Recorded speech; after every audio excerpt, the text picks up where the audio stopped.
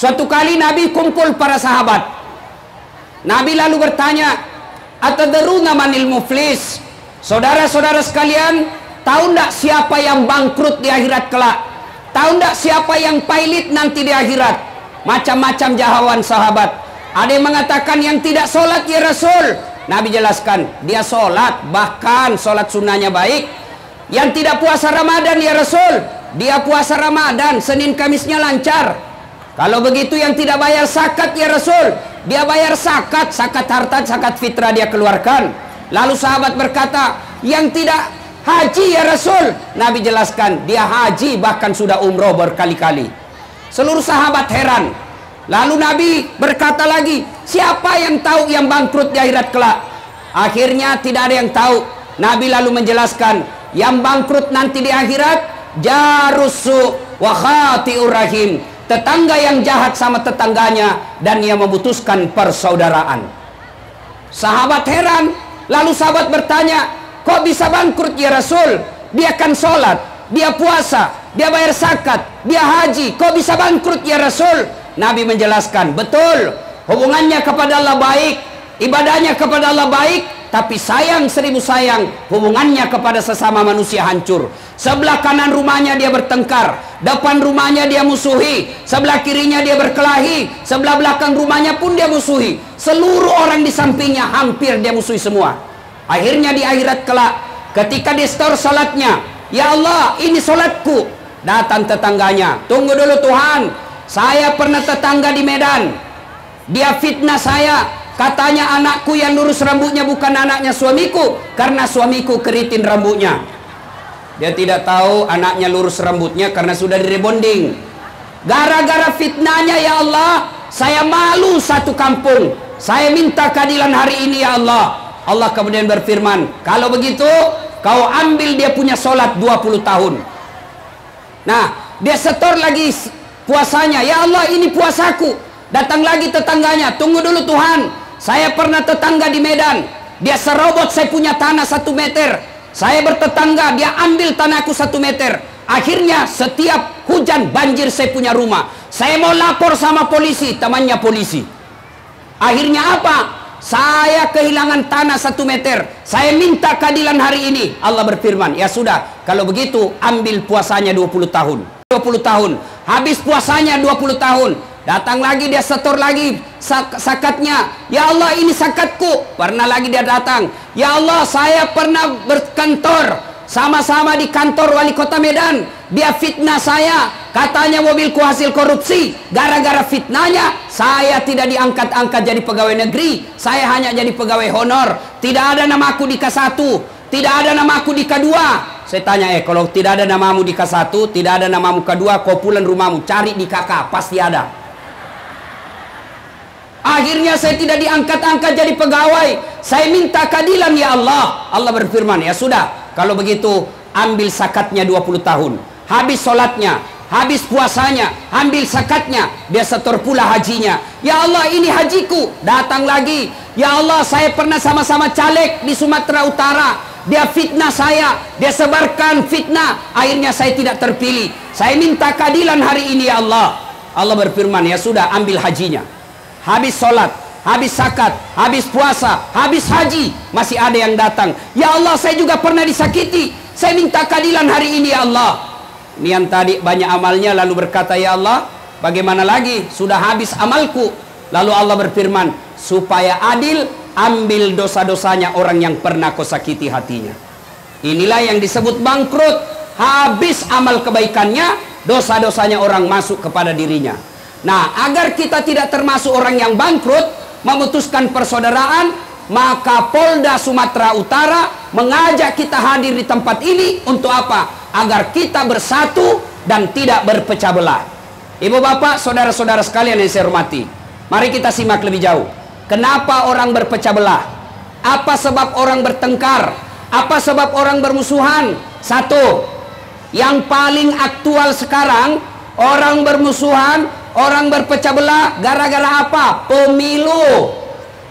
Iya, ibu-ibu, jangan pecah belah gara-gara pemilu. Jangan bertengkar gara-gara pemilu. Pemilu adalah pesta. Ibu, kalau saya tanya, kalau ibu bercerita pesta, apa yang ada di otak ibu?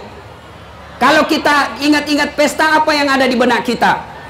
Pasti senang-senang, kita gembira-gembira. Pesta pengantin, pesta ulang tahun, tidak ada orang datang pesta pengantin takut, kecuali yang ada selingkuhnya di sana, dibawa istrinya, takut itu. Ya, pesta demokrasi ini pesta 5 tahunan. Jangan ibu takut, jangan berpecah belah. Kenapa pemilu biasa pecah belah? Kenapa biasa pemilu bisa ribut? Satu penyebabnya pemilu bisa ribut, gara-gara apa? Politisinya sendiri. Caleg, ayo silakan paparkan visi misimu. Jangan kau sogok rakyat. Jangan bawakan sembako rakyat. Jangan bodoh-bodohi rakyat. Paparkan saja visi misimu. Ibu-ibu, bapak-bapak mau lihat caleg yang baik atau tidak? Lihat balehonya, apa bahasanya. Saya doktor di bidang ilmu komunikasi. Dari kalimat yang ada di baleho, saya bisa tahu ini beleng-beleng atau cerdas. Tahu beleng-beleng? Beleng-beleng tahu? Itu kalau di Sulawesi Selatan, beleng-beleng itu bahasa Indonesianya dungu. Tahu dungu? Tahu dungu? Minum es krim, dia tiup.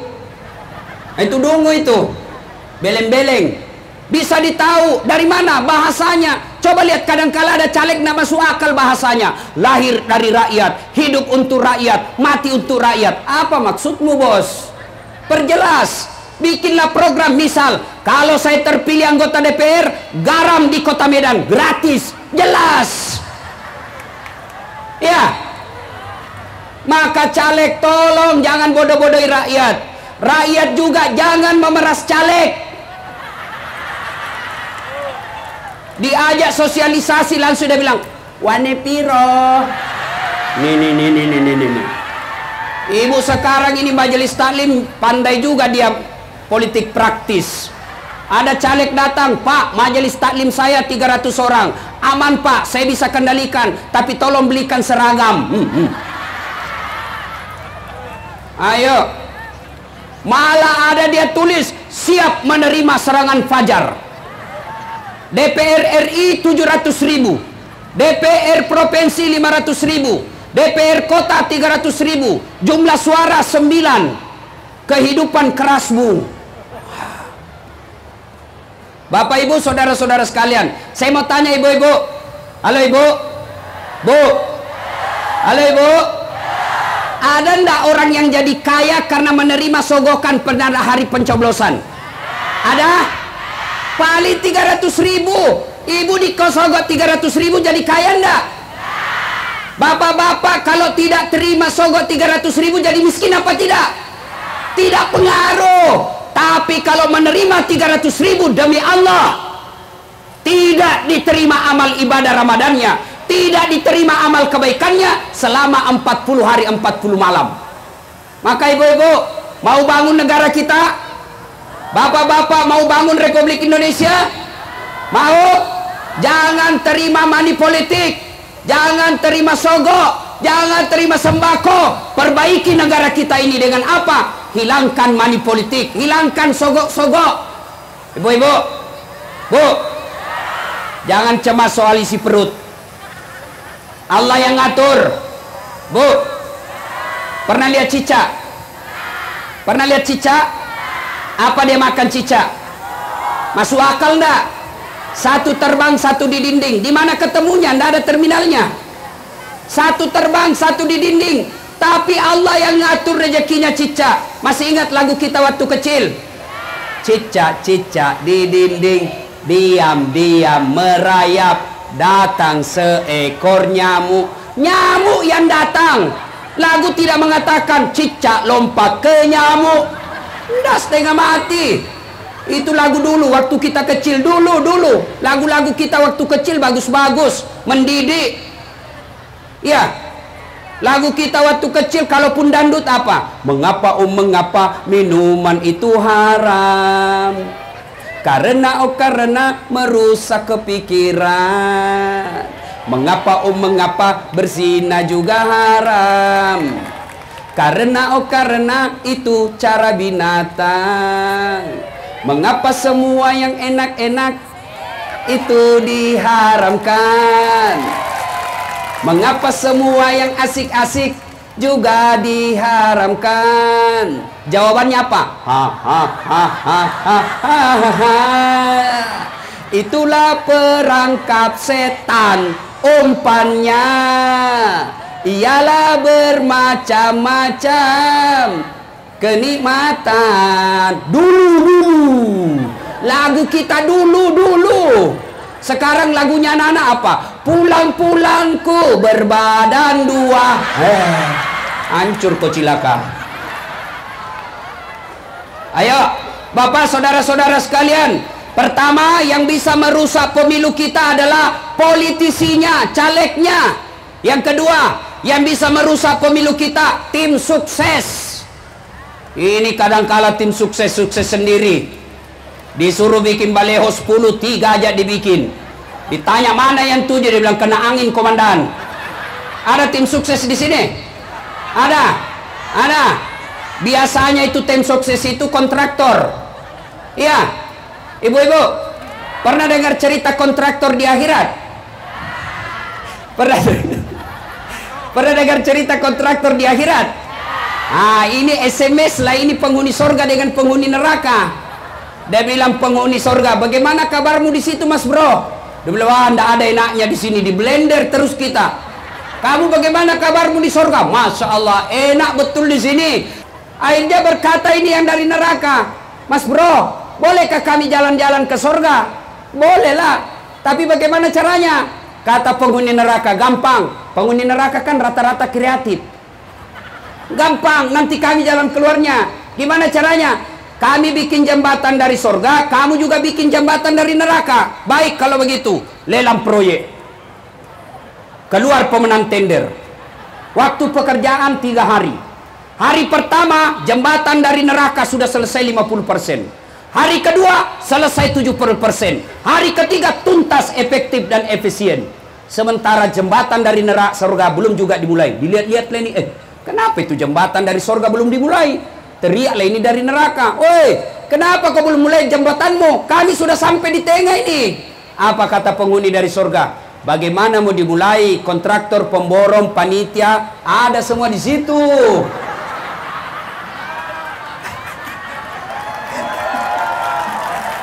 Di sini hanya anak yatim piatu. Pak Imam dah tahu komputer, salah campur semennya. Anggota DPR ketawa-ketawa, kami tidak masuk di situ, Ustaz. Pernah juga dengar ceritanya anggota DPR di akhirat, Ibu? Pernah dengar? Jadi masuklah ini Pak Imam sorga. Sampai di dalam sorga, ini Pak Imam dilihat banyak anggota DPR dalam sorga. Kok banyak anggota DPR? Di negara saya banyak yang di OTT tangkap tangan. Kok bisa? Dia datang protes sama malaikat, penjaga sorga. Malaikat, kenapa banyak anggota DPR di sini? Di negara saya kok banyak ditangkap?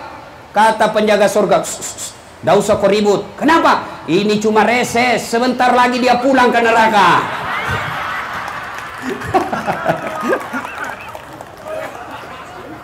Satu, yang menyebabkan kita ribut pemilu, politisi.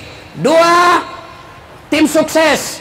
Wahai tim sukses 01, tim sukses 02, silahkan sampaikan kehebatan calonmu, tidak usah kau urusi calon orang lain. Silahkan kau sampaikan apa prestasi calonmu, tidak usah kau urusi kejelekan calon orang lain. Aman. Yang ketiga, yang bisa menyebabkan ini pemilu ribut, apa? Hoax. Ibu-ibu tahu hoax? Tahu hoax? Sepupu satu kali dengan fitnah, bersaudara dengan cerita bohong. Jangankan dalam Islam, jangankan berita bohong, berita benar saja tidak boleh diedarkan apabila itu mengancam kemaslahatan. Saya ulang, dalam Islam jangankan berita bohong, berita benar, berita ada kejadiannya, ada faktanya, ada saksinya, betul itu kejadian, benar kejadiannya. Tapi kalau mengancam kemaslahatan, haram kita edarkan. Setiap tempat ada ucapan yang cocok untuk tempat itu, dan setiap ucapan ada tempat yang cocok untuk ucapan itu. Jadi Bapak Ibu sekalian, hindari hoax dalam pemilu ini. Yang biasa kita masuk penjara, Bahkan akhirnya berpisah dengan keluarga. Gara-gara apa? Menyebarkan hoax. Ibu-ibu sekarang gampang sekali menyebarkan fitnah. Terima, dia pendukungnya 01. Dia terima di WhatsApp kejelekan 02, maka langsung di-share. Dia pendukungnya 02, dia terima fitnah dari 01, jelekan 01, langsung dia share. Orang keberatan, lapor polisi, ibu masuk penjara, orang jadi presiden. Namanya dongok-dongok, beleng-beleng. Ya, ale bu, ini tukang gosip ini. Nah, kalau begini nih, duduk-duduk begini, damai tapi gersang itu begini. Duduk begini nih, dia enggak cerita tapi mulutnya dong. Apa?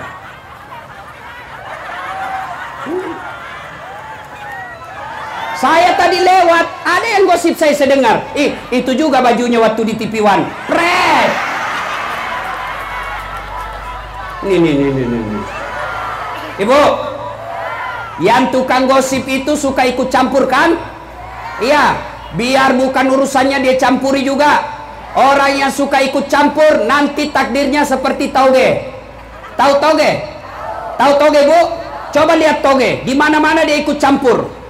Gado-gado, pecel, tahu isi, sop Banjar, tahu soto Betawi, selalu ikut campur. Maka karena dia selalu ikut campur, Allah takdirkan toge tidak ada yang lurus, semuanya bengkok. Makanya kalau ada di Medan pagi-pagi gosip teriaki, toge nih ya.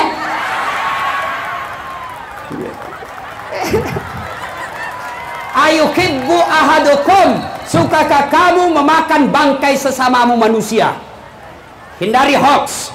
Yang keempat, yang bisa menyebabkan putusnya persaudaraan, ini tadi hoax. Sekarang yang keempat, yang bisa memutuskan persaudaraan apa? Sangka buruk. Tahu sangka buruk? Contoh, ada ibu-ibu Bayangkari di sini? Ada? Sangka buruk, telepon suaminya tidak dijawab, mulai bersangka buruk. Pasti ketemu lagi pacarnya yang SMA itu. Sangka buruk. Kalau ibu mau sangka baik, tenang perasaan, telepon suami tidak dijawab. Oh, suamiku lagi sholat duha. Tenang perasaan. Telepon 2 kali tidak dijawab. Oh, suamiku lagi menghadap Kapolda. Tenang perasaan. Telepon lagi tidak dijawab. Oh, mungkin suamiku lagi buang air besar. Masa kita mau dengar telepon? Sedih. Nih ibu-ibu ini suka sangka buruk sama suaminya. Dia jadikan suaminya tahanan kota. Wajib lapor 24 jam. Baru keluar suaminya 1 jam menelpon. Di mana kau, Pak? Saya di kantor, jangan ribut-ribut di negara. Di mana kau? Ini. Ada begitu di sini? Gak ada. Pret. Ada juga ibu-ibu suaminya AKBP, dia jadi kombes. Ada? Kata tawan saya, mana ada polisi tidak takut sama istrinya. Iya. Langsung kawan saya bilang, sebenarnya itu polisi tidak takut sama istrinya, Ustadz. Cuma ini istri selalu melapor sama istrinya komandan. Dan komandan juga takut sama istrinya.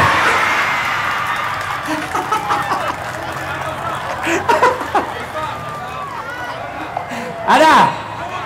Masya Allah. Ada bapak-bapak sini takut sama istrinya? Ada? Berhenti kau jadi laki-laki. Apa mau takut sama istri? Semua gaji kita diambil. Belum naik saja gaji dia sudah tahu. Bahkan dia belum terima, dia pikir bulan depan apa saya cicil ini. Mana caranya? Gaji semua 100% diambil. Kita belikan mobil, dibelikan rumah, dibelikan gencungnya pun kita beli. Sampai tawasnya pun kita yang belikan. Baru mau takut sama istri. Apain itu? Orang bilang, Ustadz tidak takut sama istri. Ngapain saya mau takut sama istriku? Cuma istriku lebih berani dari saya.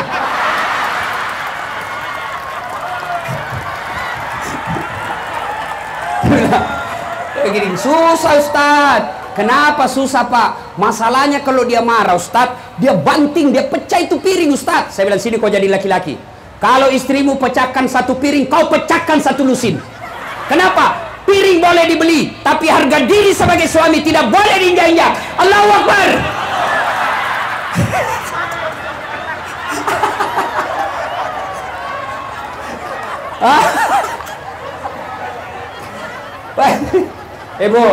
Bu, bu, sayangi suami, Bu. Nggak gampang itu jadi suami, apalagi kalau suaminya polisi, kasihan. Di jalan tiup asap knalpot, dimaki-maki sama pengendara, kadangkala diinjak sepatunya sama motor, di kantor dimarah-marah sama komandan, kadangkala ditunjuk perutnya, siap komandan, siap salah, salah. Coba sampai di rumah dimaki-maki lagi sama istrinya, ngapain kau tidak lawan itu komandanmu? Apa mau dilawan? Nah, dia komandan. Ini ibu-ibu ini suka menyiksa suaminya. Ayo bu, baik sangkalah sama suami. Demi Allah, Nabi pernah jelaskan, andai saja boleh manusia sujud kepada sesamanya manusia, maka istri saya wajibkan sujud di depan suaminya.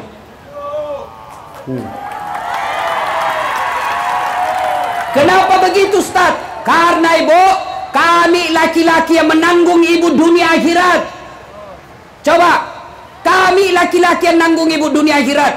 Contoh, suaminya ulama, suaminya penghafal Quran, suaminya Senin Kamis puasa, suaminya pendakwah, tapi istrinya tidak pakai jilbab, istrinya tidak sholat, istrinya tidak puasa Ramadan. Demi Allah, kata Al-Quran, ku ampusakum wa ahlikum nara. Orang seperti ini suaminya ulama, istrinya tidak baik sifatnya, suaminya dulu masuk neraka, baru istrinya.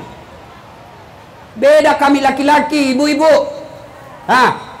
Misal suaminya tukang rampok, suaminya koruptor, suaminya pengedar narkoba, suaminya selingkuh kiri kanan, tapi istrinya sabar, istrinya baik agamanya. Ibu disuruh pilih 7 pintu sorga, kata Nabi, tadkhulul jannati bisalam. Silakan ibu pilih sorga mana yang kau mau masuki. Tuh. Maka baik sangkalah sama suami. Tiba-tiba masuk WhatsApp, saya lihat suamimu bonceng cewek, cantik betul. Baik sangka, suamiku kan polisi, melayani masyarakat dengan baik. Curi, ini baru cerita sudah marah. Memang ini. Bu, ada orang curhat sama saya di Kalimantan, pengusaha sukses batu bara, tiba-tiba bangkrut. Saya tanya, Pak, bagaimana penghormatan Bapak kepada istri selama ini? Wah, itulah dia Ustadz, saya lebih senang istrinya orang daripada istriku. Tapi ya wajarlah kalau suami kadangkala tidak senang sama ibu. Gimana, ibu tidak pernah cantik di rumah. Suaminya pulang daster tinggi sebelah, tidak sikat gigi, kasih bedak yang dari beras, dikasih ketimun matanya, nonton film India, dibandingkan suaminya Sahrul Khan, dia kasih naiklah kakinya, makan kacang, pegang remote. Datang suaminya menguap, angkat ketek. Bagaimana suamimu tidak tekanan batin? Di kantor pelayanannya eksekutif, naik pesawat bisnis kelas, sampai di rumah pelayanan kelas ekonomi. Bagaimana suami mau betah? Bu, coba mulai sebentar malam, cantik-cantiklah. Mau pulang suami sambutlah dengan lagu Bila Kamu di Sisiku, hati rasa syahdu. Itu ibu-ibu dulu, marah-marah suaminya dia tidak marah. Dia dengar suaminya, kadangkala pun suaminya marah, berantakan rumahnya, istrinya nyanyi aja, insaflah wahai manusia. Itu ibu-ibu dulu. Sekarang ibu-ibu apa lagunya? Yo ayo, yo, kayak orang kesetrum.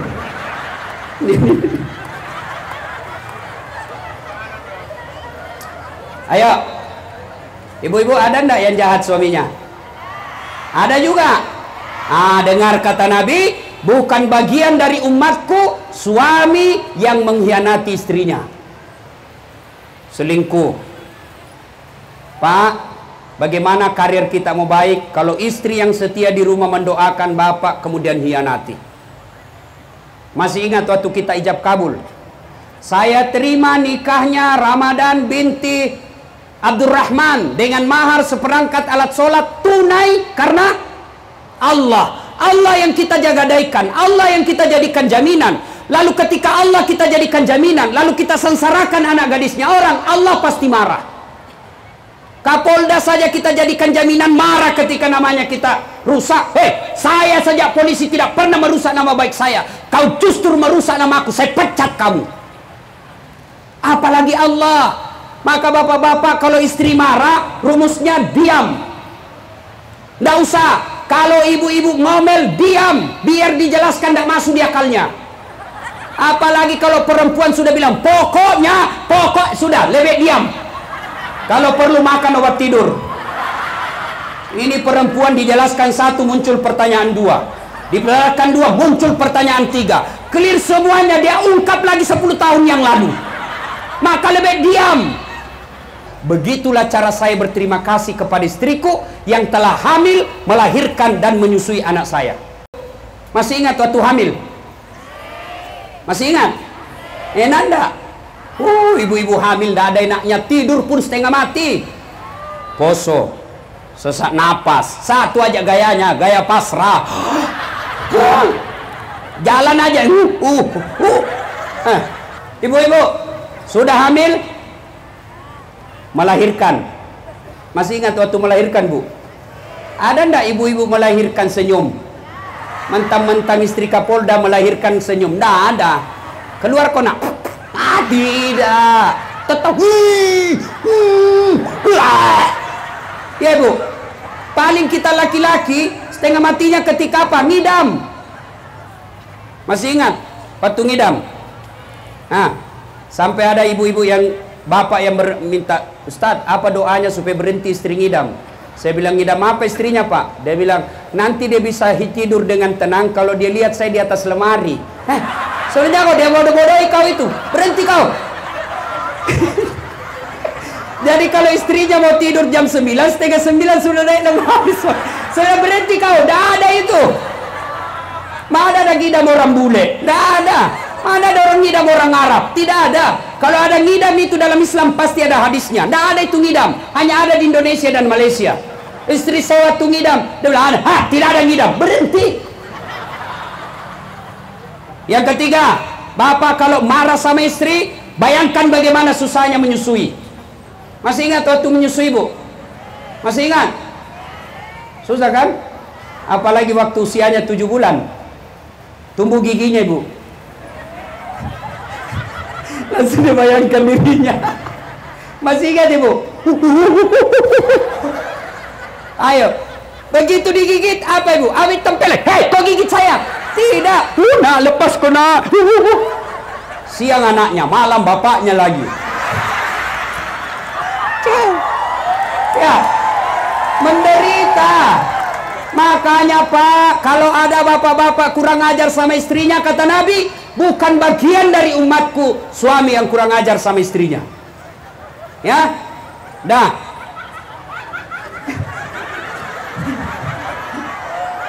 Berhentilah sangka buruk. Ya, Bu-ibu. Apalagi?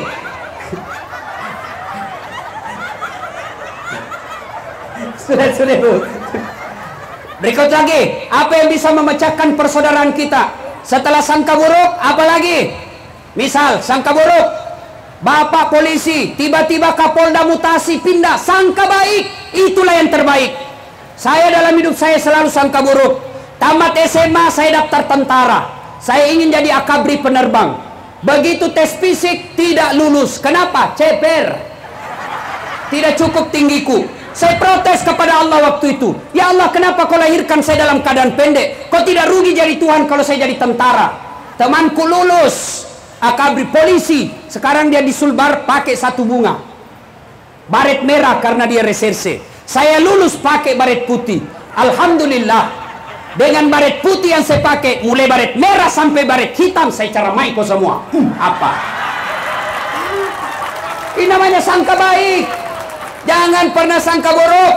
Wahai para caleg, tim sukses, kalian sudah sosialisasi, sudah melakukan visi misi, sudah menyebarkan baleho, sudah jual sawah, ternyata tidak terpilih. Percaya itu yang terbaik buat Anda. Saya 2013 ikut juga Pilwali Makassar, 10 pasang calon, saya juara 2. Orang bilang dikalah, Ustaz. Tidak dikalah, cuma yang menang lebih banyak suaranya dari saya. Namanya sangka baik. Sangka baik. Jangan pernah sangka buruk. Tidak ada enaknya sangka buruk. Tiba-tiba kita dimutasi dari Kapolres, tiba-tiba menjadi non job, sangka baik. Dengan tidak menjadi Kapolres, waktu bapak lebih banyak untuk keluarga. Sangka baik. Ya. Berikutnya, yang menyebabkan putus persaudaraan, apalagi sombong. Apa itu sombong? Pakai barang mewah? Belum tentu. Apa sombong? Pakai barang-barang mahal? Belum tentu. Lalu apa itu sombong? Sombong itu ada dua. Satu, menganggap remeh orang lain. Dua, tidak mau menerima kebenaran.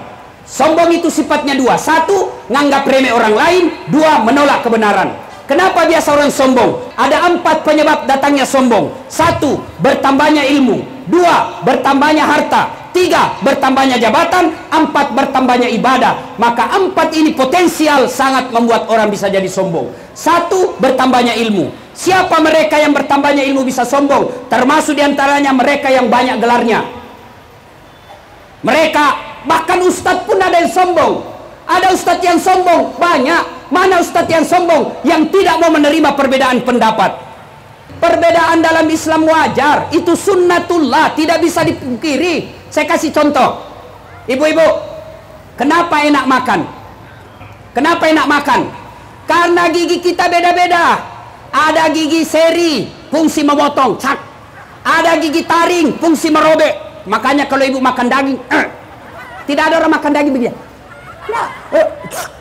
Ada lagi fungsi geraham, apa? Menghancurkan. Bayangkan kalau kita semua sama, gigi kita semua gigi seri, bagaimana makannya? Repot kita makan daging. Ayo, makanya sunnatullah perbedaan itu harus ada memang. Itu ketentuan dari Allah. Yang salah kalau kita menyalahkan pendapat orang. Contoh, melekatkan tangan setelah takbir, Allahu Akbar. Itu kan minimal 4 mazhab. 1, Allahu Akbar, antara perut dengan pusat. Yang kedua, Allahu Akbar di atas dada. Yang ketiga, Allahu Akbar di bawah pusat. Yang keempat, Allahu Akbar lurus. Mau begini silakan, yang penting jangan kau salahkan yang begini. Mau begini silakan, yang penting jangan kau salahkan begini. Semua benar. Kalau semua benar, mana yang salah Ustaz? Kalau kau pakai semuanya. Dia pakai 4-4, salah itu. Allahu Akbar. Salah bos. Ayo. Adakah ustadz yang sombong? Mereka yang tidak mau menerima perbedaan pendapat. Ceramahnya menghasut, ceramahnya menyakiti orang. Itu ustadz sombong itu. Allah tidak menyenangi sifat sombong. Kenapa? Karena hanya Allah yang boleh sombong. Dari 99 nama Allah, satu diantaranya Al-Mutakabbir, yang maha sombong. Kenapa? Karena hanya Allah yang tidak terbatas. Kalau ilmu, jangan sombong gara-gara ilmu. Allah cabut ilmumu, kau bisa pikun. Pernah dengar cerita orang pikun? Profesor, doktor, banyak sekali gelarnya. Tapi begitu mau pensiun, mulai pikun. Diprotes sama istrinya, Pak, biasanya kalau mau pergi ngajar, kau cium-cium jidatku. Ini sudah hampir 2 minggu, kau tidak pernah lagi cium saya. Langsung suaminya berkata, berarti siapa yang saya cium selama ini? Ternyata pembantunya dia cium. Coba, jangan juga modus. Selesai dengar ceramah begini, pura-pura pikun. Didapat anaknya dalam kamar pembantu lagi. Kukira nak, mamamu nak. Modus. Ayo, yang berikutnya lagi. Apalagi menyebabkan orang sombong? 2, pangkat jabatan. Kapolres, Kapolda, Wakapolda, Wakil Bupati, Bupati, Wali Kota, Wakil Wali Kota. Jangan sombong gara-gara jabatan. Anggota DPR, jangan sombong. Kau jadi anggota DPR karena kau dipilih oleh rakyat. Wali kota, jangan sombong. Kau jadi wali kota karena dipilih oleh rakyat. 5 tahun saja. 5 tahun. Kalau terpilih lagi 10 tahun. Tidak terpilih. Wabillahi taufiq wal hidayah. Mau sombong Kapolres, jangan sombong. Ada batasnya. Apa? Pensiun. Biar kau sepupu dengan Kapolri. Pensiun. Keluar. Tongkat komando kasih orang lain. Jangan sombong. Apalagi yang membuat orang sombong? Setelah jabatan, apa? Harta. Jangan sombong gara-gara harta. Ingat Palu, Donggala. Pernah saya diundang ceramah orang Palu. Kaya, mentereng dia punya rumah. Sekejap hancur rumahnya. Begitu saya ke sana lagi, hidup di bawah tenda. Jangan sombong. Kalau Allah marah, okelah kau punya harta, kau punya mobil, kau punya jabatan. Allah marah, kasih penyakit. Akhirnya apa? banyak orang kaya, banyak duitnya, tidak ada bisa dia makan. Dilarang makan nasi. Tabungannya 7 miliar, tapi dilarang makan nasi. Apa enaknya? Dilarang makan nasi, dilarang makan garam, dilarang makan daging, dilarang makan yang asin-asin. Apa saja bisa dia makan? Ubi rebus. Duitnya 7 miliar, hanya bisa makan ubi rebus. Mobilnya 1 miliar, tapi baru 1 jam di atas mobil, stres. Hati-hati, kiri-kiri, mati kita, rep-rep, mati kita. Itu kok disiksa itu. Ayo, jangan sombong gara-gara harta. Dan yang keempat penyebab sombong adalah bertambahnya amal ibadah. Ibu bapak, saudara-saudara sekalian, inilah penyebab putusnya persaudaraan. Yang berikutnya, apa pula hebatnya kalau banyak teman?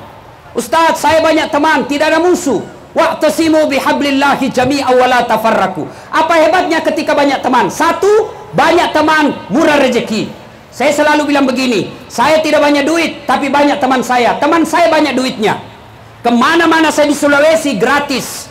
Saya ke pasar, ibu, istri saya itu senang betul kalau saya ke pasar. Kenapa? Saya baru turun dari mobil, sudah ada yang teriak, "Assalamualaikum Ustaz." Dalam hatiku aman dan terkendali. Ada yang isi beras, ada bisi ikan. Begitu saya mau bayar, berapa? Nggak usah Ustaz. Nggak enak, masih pagi-pagi Pak Ji. Nggak usah Pak Ustaz. Dalam hatiku, memang itu yang kutunggu. Yang ketiga, banyak teman, gampang selesai masalah. Banyak teman, gampang selesai persoalan. Saya misalnya ke Polres, ngurus perpanjangan izin, baru turun dari mobil, sudah dilihat sama Kapolres. "Assalamualaikum Ustaz." "Waalaikumsalam." "Siap Komandan." "Kenapa Ustaz?" "Perpanjangan SIM Komandan." Kapolres panggil Kasat Lantas. "Woi, bantu selesaikan izinnya Ustaz, SIM-nya ini, bantu cepat. Jangan kau minta uangnya Ustaz, berdosa uang Ustaz kau makan." Coba, gampang selesai. Banyak teman, gampang selesai masalah. Yang ketiga, banyak teman, banyak yang doakan. Seperti ini, banyak teman saya. Ketika saya selesai ceramah, saya minta didoakan. Berapa orang yang mendoakan sehingga Allah mendengarkan doa saya. Yang keempat, banyak teman, insya Allah banyak teman gampang terpilih pilkada. Banyak teman gampang terpilih pilcaleg. Maka bodoh seorang pejabat publik, keliru seorang pejabat publik kalau dia menjadi politisi lalu dia memperbanyak musuh. Banyak teman, banyak persaudaraan. Wa'tasimu bihablillahi jami'an wa la tafarraku.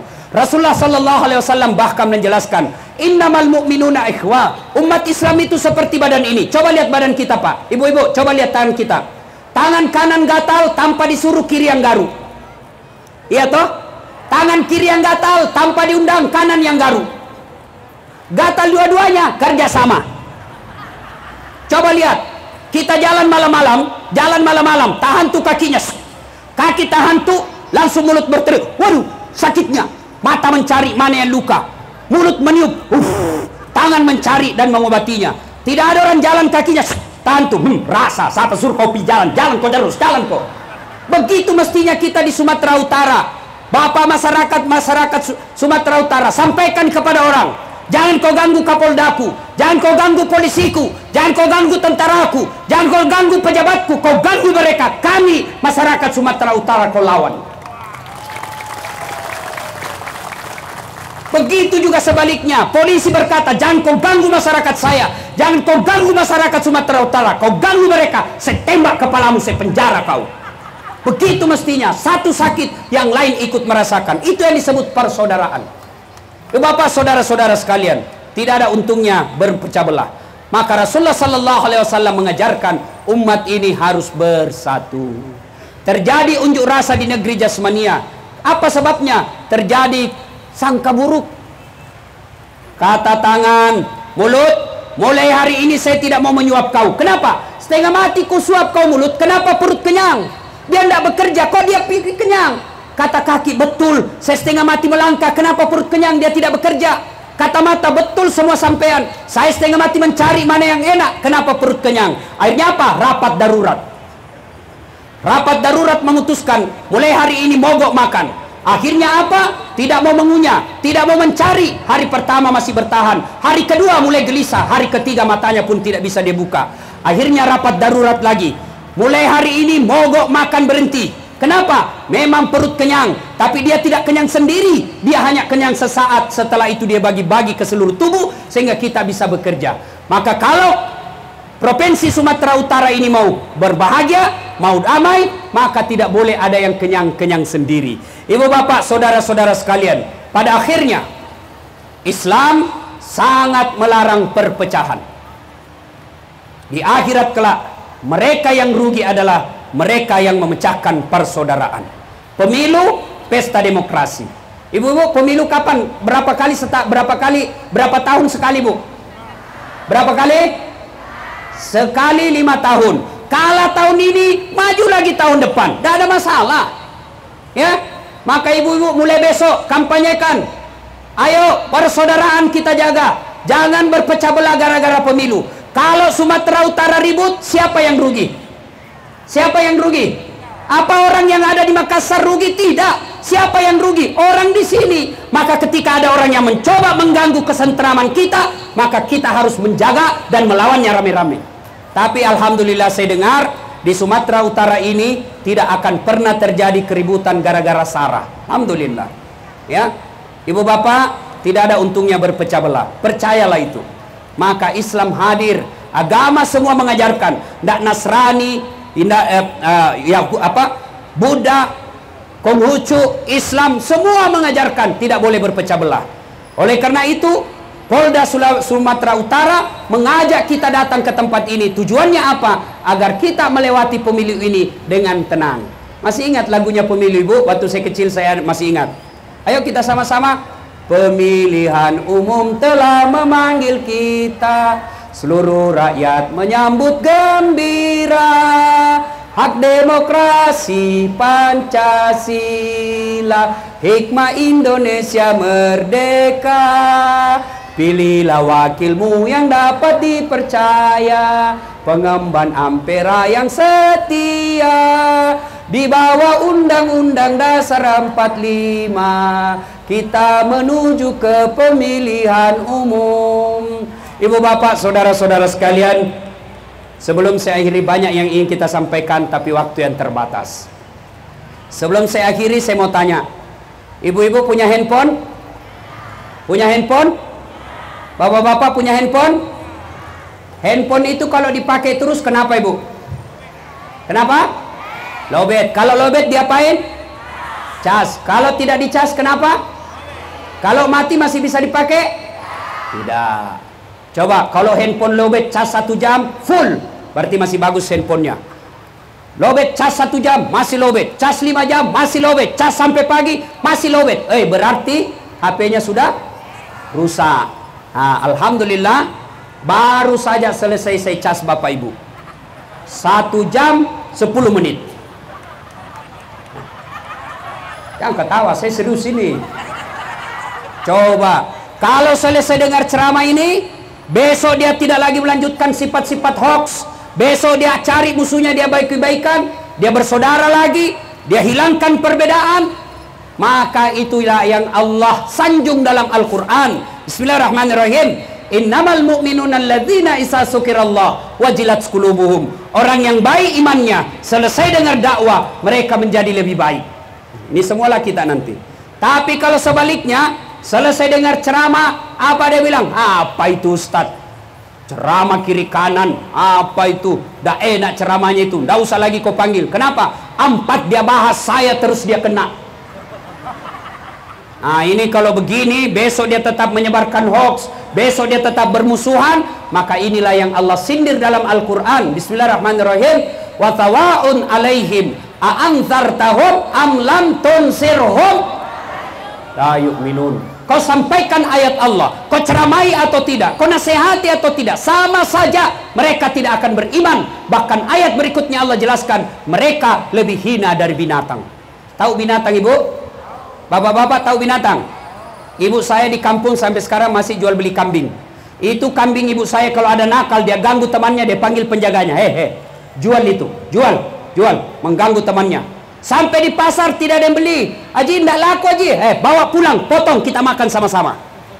Kambing nakal, jual, tidak laku, potong. Dagingnya bisa jadi sate, kulitnya bisa jadi perhiasan, ekornya jadi sop buntut, kakinya sop kikil, lidahnya sop lidah, pipinya sop pipi, tanduknya perhiasan, semua dipakai. Kambing nakal jual, dak laku potong, kita makan sama-sama. Tapi kalau ada masyarakat Sumatera Utara nakal, suka ganggu, nyebar hoax, pengangguran, busuk kalipaknya, busuk mulutnya, bau keteknya, mau diapa? Jual. Siapa mau beli? Ayo, potong. Siapa mau makan? Inilah yang Allah sindir, mereka lebih hina dari binatang. Alhamdulillah, Kapolda Sumatera Utara tidak mau masyarakat Sumatera Utara menjadi hina, maka dikumpullah kita di tempat ini untuk sama-sama mendengarkan tausiah. Alhamdulillah, lebih dari 48 Polres mengundang saya se-Indonesia. Inilah acara saya yang paling ramai. Masya Allah. Takbir. Saya dengar kabar karena Kapoldanya memang suka bersilaturahmi dan mengumpulkan masyarakat. Percayalah, kalau Bapak, saya selalu bilang begini, kalau ada komandan, pejabat yang tidak bisa membuat jabatannya masuk surga, maka itu paling celaka. Coba kalau saya Kapolda, salat subuh di masjid, Assalamualaikum warahmatullah, Assalamualaikum warahmatullah. Saya tanya, mana Kabid Humas ini? Tidak ada. Oh, besok pasti dicerita sama anggota. Kau dicari sama Kapolda. Besok belum azan sudah ada di masjid. Coba, kenapa? Jabatan itu mesti ada kekuatan. Maka diajaklah orang untuk masuk ke dalam surga. Insya Allah. Bapak kalau selama menjabat selalu melakukan ini, Pak, Bapak cuma bukan dapat bintang di dunia, tapi insya Allah bintang di akhirat. Tidak cukup dengan amin, tapi kita tidak lanjuti. Tapi ini pun biar Kapoldanya mau, kalau masyarakatnya tidak mau, tidak cocok juga. Maka ini bersambut gayun ini, luar biasa. Kenapa ceramah kita enak di sini? Karena kita bersatu. Saya hebat ceramah di sini karena ada yang dengar. Iya. Kenapa ibu-ibu tenang duduk, tenang di sini? Karena ada ibu dengar. Biar saya jago ceramah tapi tidak ada yang dengar. 2 jam saya di sini tata, tidak ada yang dengar. Lewat orang, sudah lama itu sakit Pak Ustaz. Itulah enaknya persaudaraan. Bapak, saudara-saudara sekalian, sebelum kita akhiri, mari kita doakan, kirimkan suratul Fatihah. Kepada Rasulullah Muhammad sallallahu alaihi wasallam, khasiat dan keutamanya kita ikhlaskan untuk Polda Sumatera Utara dan seluruh jajarannya, agar diberikan kekuatan lahir dan batin, kekuatan fisik dan spiritual untuk mengawal pemilu ini dengan sukses damai, sehingga kita mendapat pemimpin yang betul-betul hanya takut kepada Allah dan mencintai rakyatnya. Ila hadratin Nabi Mustafa Muhammad sallallahu alaihi wasallam. Al-Fatihah. Bismillahirrahmanirrahim.